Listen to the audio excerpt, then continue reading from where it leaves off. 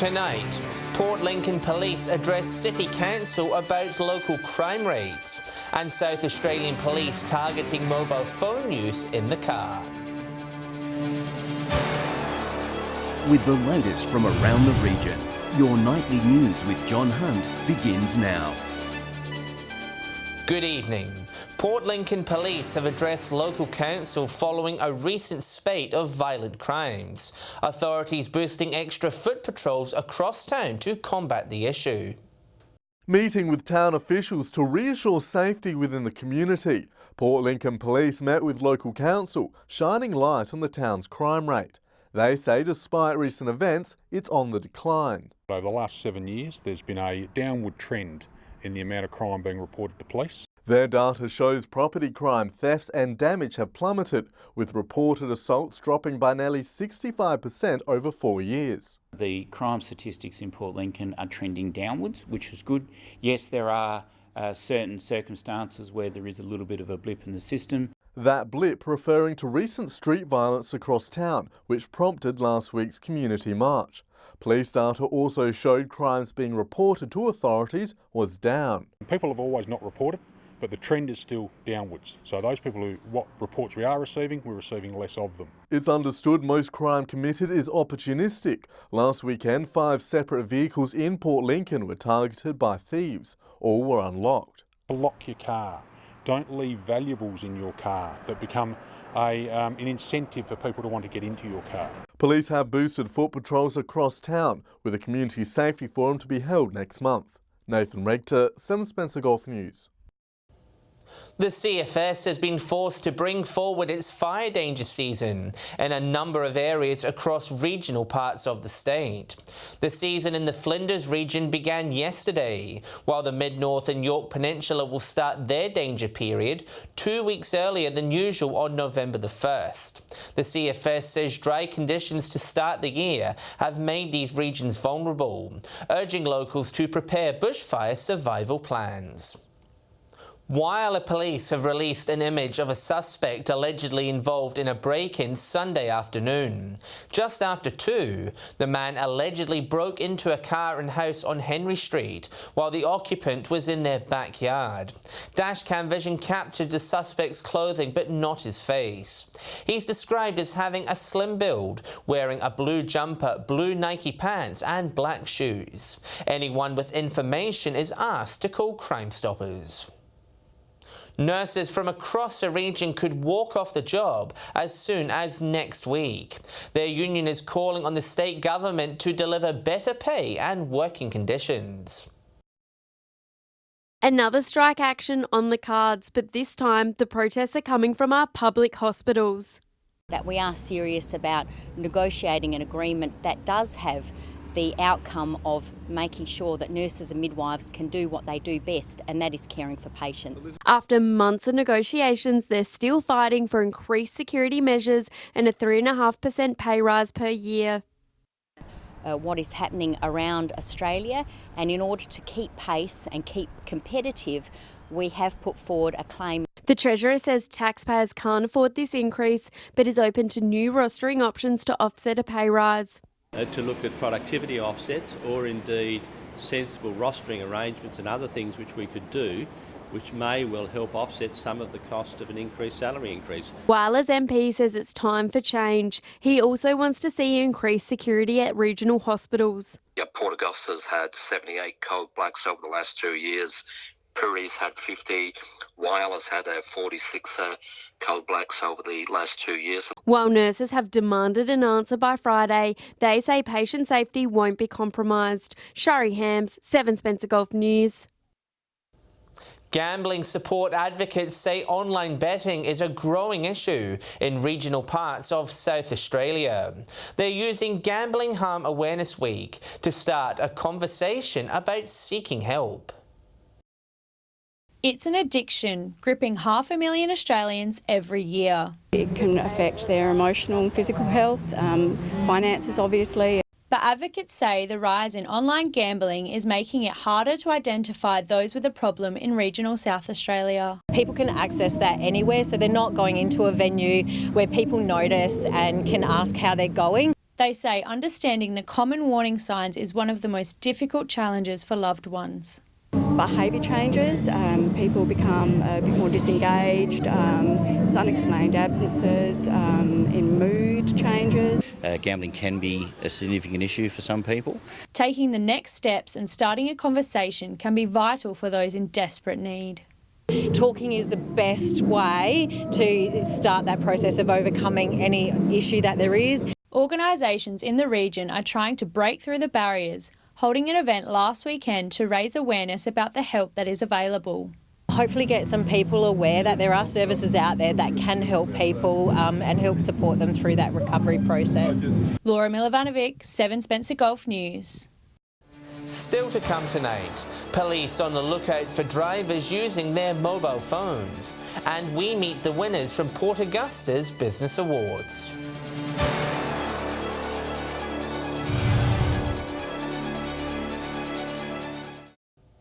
Welcome back. South Australian Police will be targeting mobile phones during a road safety blitz this week. They say there'll be no sympathy for motorists using a device while driving. It's our connection to the world fast becoming dominant in our lives. However, police say phones should be ignored when on the road. If your focus isn't 100% on the road while driving, then you're not only being irresponsible, you're being really selfish. And taking your eyes off the road, even for a microsecond, is potentially fatal.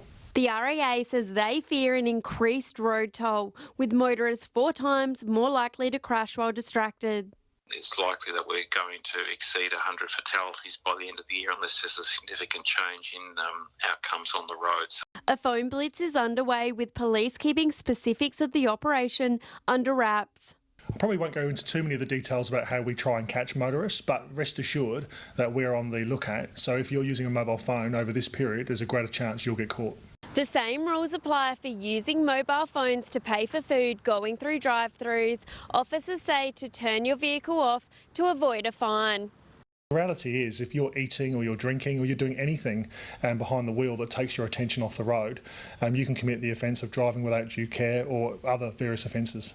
RAA says even using a phone via Bluetooth can be deadly. To undertake the conversation and continue to driving tends to divert your attention away from the driving task. Shari Hams, 7 Spencer Golf News. Winners at the Port Augusta Business Awards held over the weekend say they're on cloud 9. The night's most coveted prize went to a business with more than 3 decades of experience. Parading 2 title wins from the 2014 Port Augusta Business Awards, this sign may be due for an upgrade. Kevin Freeman Electrical will now be able to add a 3rd to the list after winning this year's Most Outstanding Business. It was quite a shock, actually. There's so many good applicants in the whole scheme of things. The company capping off the special night with the top prize, with staff member Ryan Kirshner also honoured as the town's Young Employee of the Year. Is a recognition you do get from your peers and from people, our neighbours and people up the street. The family-run business has been servicing Port Augusta for 33 years, owing their success to sticking by a simple mantra. If you do a fantastic job, you get called back, and that's our best way of advertising. The awards night pulling in hundreds from the local business community, with Arid Lands, Neil Automotive and Comfort Inn just some of those rewarded on stage, while Hello World's Justine DiMarchi was crowned Employee of the Year. It's great to be recognised in the Port Augusta community and yeah, like I said, just to share that with colleagues and clients, it's amazing. Garth Burley, 7 Spencer Golf News. Preparations are underway in Broken Hill for this weekend's Silver City Cup race meet.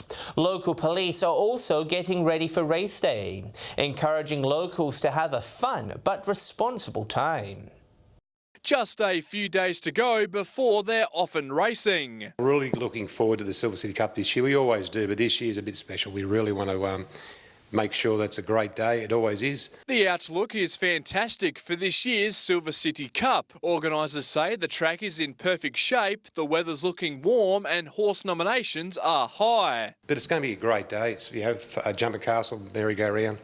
for the kids. It's going to be a fantastic day out there. But racegoers are urged to not let a good day turn sour. Broken Hill Police will be attending the Cup Day, keeping an eye on crowd behaviour. Where they're working with event organisers to ensure everyone has an enjoyable time but a safe time. Officers and Highway Patrol will also be on the roads in full force. With the arias in the outback on in Silverton, Superintendent Smith says it's important drivers stick to the conditions and don't make bad decisions. Have an enjoyable weekend, whatever you're going to, whatever events you may attend. Enjoy it, make sure everyone else with you enjoys it, and do it safely and get home safely. Police also remind weekend revellers if you are asked to leave a licensed premises by staff or security, you must do so or face a $550 fine. Patrick Reinke, 7 Spencer Gulf News. Coffin Bay's first supermarket is nearing completion this week, with the store's interior being fitted.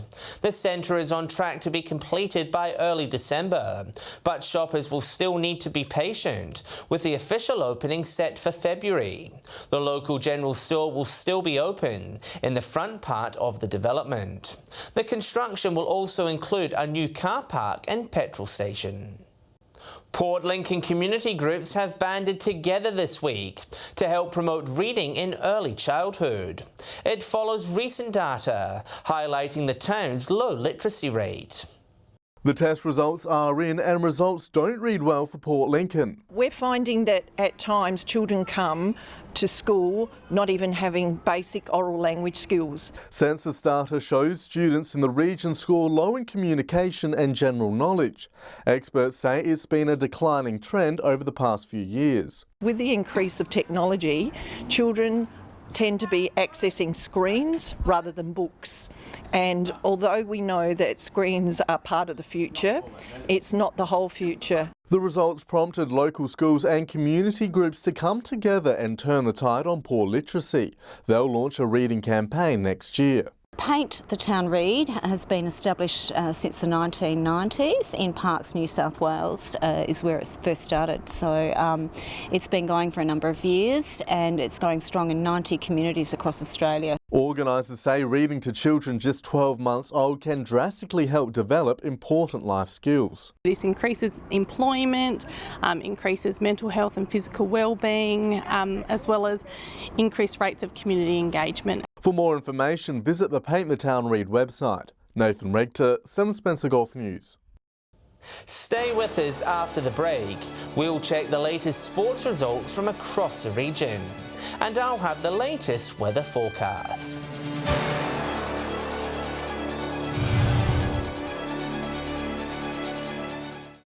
Hello again. Turning to sport now, and Broken Hill's tennis season is in full swing, with a number of close ties over the weekend. Here's Patrick with the Weekend Sports Wrap.